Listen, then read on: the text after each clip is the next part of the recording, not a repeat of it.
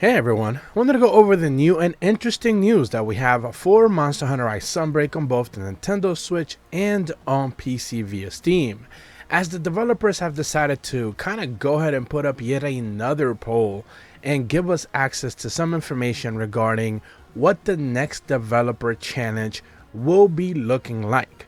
Remember that these developer challenges have been up until this point a place where developers can kind of just go ahead and play a weapon that the audience, that the player base gets to vote on. We have seen gameplay for plenty of popular weapons already. The most recent gameplay clip that we got was from the Lance, where the players pretty much got to choose. The developers do get a closer look at the Lance, maybe potentially get it adjusted for the 5th free title update. We have seen pretty much every single one of the weapons get some sort of boost going forward after the developers get their hands on it through these developer challenge kind of like showcases where they take on a quest, one of the most recent dual threat quests. And recently we got a closer look at not only the lands but of course the most recent dual threaded quest where a seething Bezo geese and a Shagaru Magala being fought in the flooded forest as the developers take it on with a lance. And it's pretty dang compelling gameplay. Certainly encourage you guys to check it out for yourselves. But at the same time, they also decided to put up a most recent poll both in the North American, Japanese, and Asian versions of their Twitter accounts, where they basically confirmed that the next Sunbreak Developer Challenge is changing things up a bit. The team will be hunting a Gold Rathian with a special twist decided by you, the players below. And this is where essentially players got to take to social media and vote and tell the developers what kind of new parameters, since they're not necessarily focusing on weapons this time around, what parameters you got to pick on. Whether you got the developers to use no items, whether they got them to use no meals, whether they got them to use no wire bugs at all, which would have been a really interesting choice. Or lastly, no HUD available. Therefore, not only do you not get to see what damage is that you're outputting, but you also get no information regarding whether it is that you have access to your items, whether it is that you have access to how many wire bugs at any given time, or anything along those lines. Obviously, if they're using a gunner, you don't get to check ammo standards or anything like that. So it's a really interesting twist that they decided to provide the players to go ahead and vote on. Now, one of the things that we do know regarding the developer challenging votings, the way that they go, is that is overall pretty much all the amount of like polls that they put out. So there's 4 different ones: the North American Twitter account, the Japanese Twitter account, and the Asian account, which has it both in English and Chinese. And therefore, you know, we get to tally up all the votes, and that is how we get to see what players decided to vote on. In the North American one, players overwhelmingly chose by 44% that there will be no wire bugs being used on this developer challenge. However, on the Japanese one, with almost 58,000 votes, the voting by overwhelmingly amount, almost 38% to 31%, the second closest, was a no HUD option.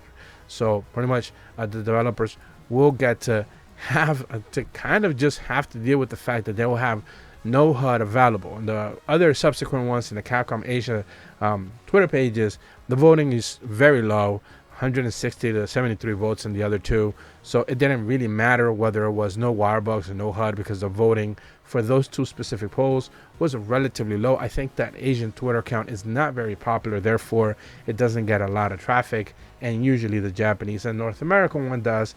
Therefore, that's where you got to see the majority of the votes.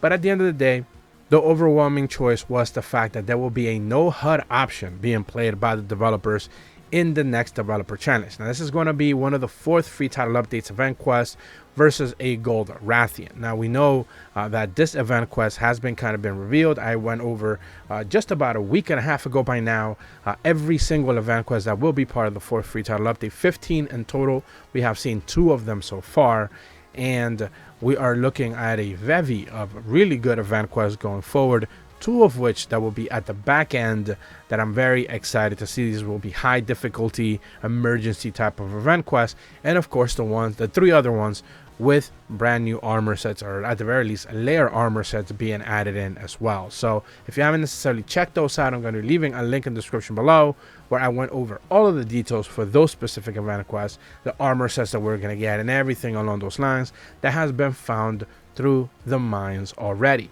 So basically it's just going to be one of those interesting quests where there's going to be no HUD available, and I do find the challenge to be you know, something interesting. Now I know this is something that you can already do on the PC side of things, where of course you can just enable no HUD option, or you can actually just simply use a mod to kind of just hide everything from the screen, and you could just kind of play normally.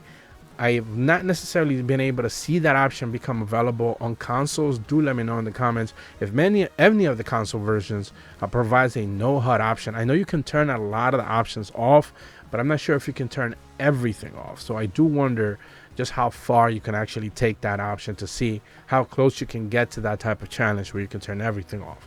I know there's plenty of customizable options through the HUD, but I'm not too quite sure just if you have the possibility to be able to turn everything off, how would you ever actually go about doing that? More importantly, how many players would be enjoying that kind of experience?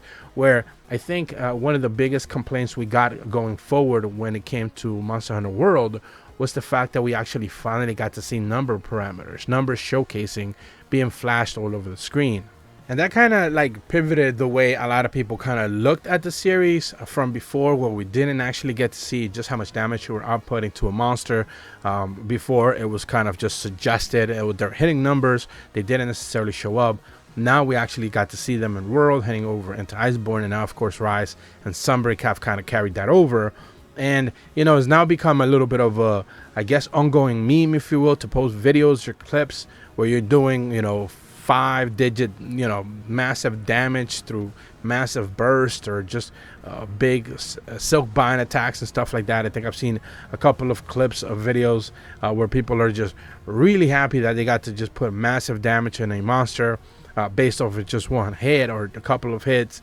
And it's just kind of funny that it just draws in an entirely new audience, that it's just about numbers and flashing the biggest number available on screen, and not necessarily focusing on top-end gameplay, or focusing on actually things that are a little bit more you know, traditional in the Monster Hunter community. So certainly it brings in a new breed of gamer and a new type of gamer that is certainly, you know, not a traditional Monster Hunter fan. So certainly looking forward to seeing what this developer challenge will be bringing us with this brand new no HUD option. I think it would have also been interesting to see just those other options become you know, a little bit more pronounced, maybe something more interesting than just no items, no meals. I think no meals and no items, this could have been easily just the same thing, just no items / no meals. No meals really doesn't make a difference. Spirit birds would have been another good choice as well, since I think most people play without grabbing spirit birds. And the no wire bugs option to me would have been the most interesting one, because everyone is so dependent on wire bug recovery. And you know, at this point in time, I just don't see anyone not using it pretty much instantly as they get knocked over and dashing to one side or the other, since they're so dependent on easy recoverability through the wire bugs. So I think that would have been the choice that I went to, but you know, everyone else got to choose to vote as well. But that's about all the information that I have for you guys today. If you're brand new to my channel, be sure to leave a like and subscribe, hit the bell to receive notifications when the videos go up, and as always, thank you so much for watching. See ya.